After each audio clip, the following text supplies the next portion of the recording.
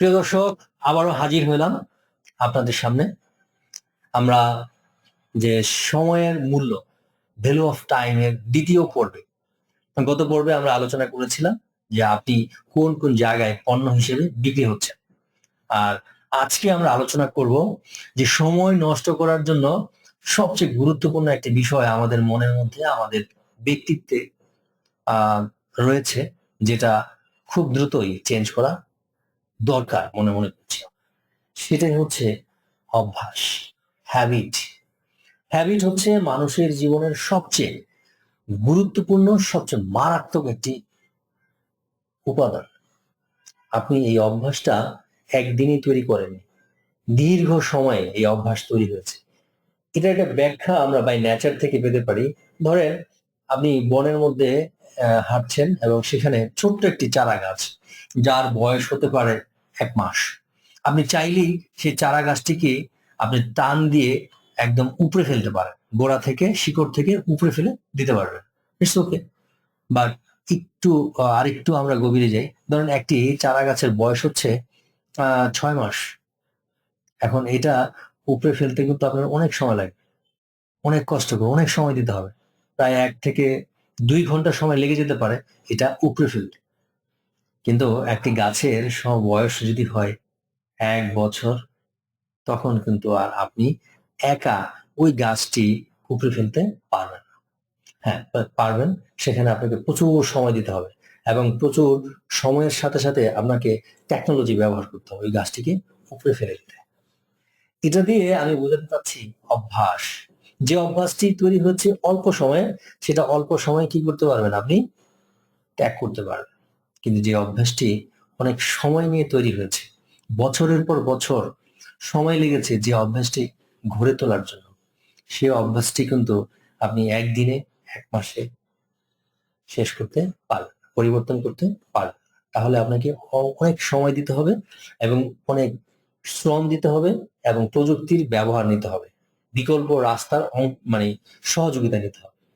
তাহলে এই অভ্যাস হচ্ছে আমাদের জীবনের সবচেয়ে গুরুত্বপূর্ণ একটি বিষয়। এই জন্য বদ অভ্যাস যারা আমরা তৈরি করে ফেলেছি, জেনে অথবা না জেনে, তাদের সবাইকে এখন থেকে সচেতন হতে হবে। কারণ এই অভ্যাসের সময়সীমা যদি আরো বেশি হয়ে যায়, এমন একটা সময় চলে আসবে তখন আপনি আর এটা ত্যাগ করতে পারবেন। উদাহরণ, ধূমপান করা। যারা আজ থেকে 20 বছর আগে ধূমপান শুরু করেছে, তাদেরকে বলেন আজকে থেকে আপনি ধূমপান করা বন্ধ করে দিন, অসম্ভব, পারবে না।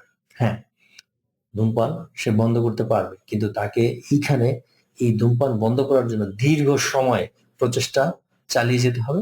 ধীরে ধীরে এটা আস্তে আস্তে মানুষের যে মানসিক কতগুলো টার্মস রয়েছে, সেই টার্মস এর মধ্যে বিকল্প একটা জিনিস দিতে হবে, যে আমি ধূমপানের পরিবর্তে আমি ওটা খাবো বা অন্য একটা কাজ করব বা এই বই পড়বো বা বেশি খারাপ লাগলে আমি চকলেট খাবো। তাহলে হচ্ছে কি, আপনাকে বিকল্প একটা জিনিস দিয়ে এখান থেকে বেরিয়ে আসতে হবে।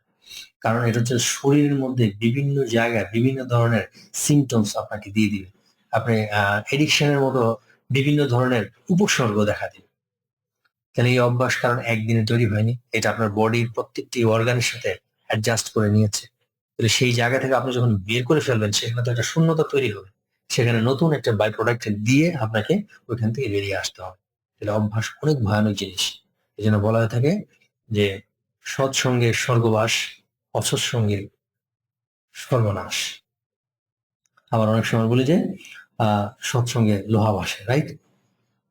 তো এই ধরনের অসংখ্য বাক্য আমরা শুনেছি, কিন্তু কতটা আমরা প্রয়োগ করতে পেরেছি আমাদের ব্যক্তি জীবনে, সেটা হচ্ছে মূল্যবান বিষয়। তো যে সময়ের যে বিষয়ে আছি, আমরা সেই সময়ের ক্ষেত্রে যে অভ্যাসটা হচ্ছে একটা ভয়ানক বিষয়।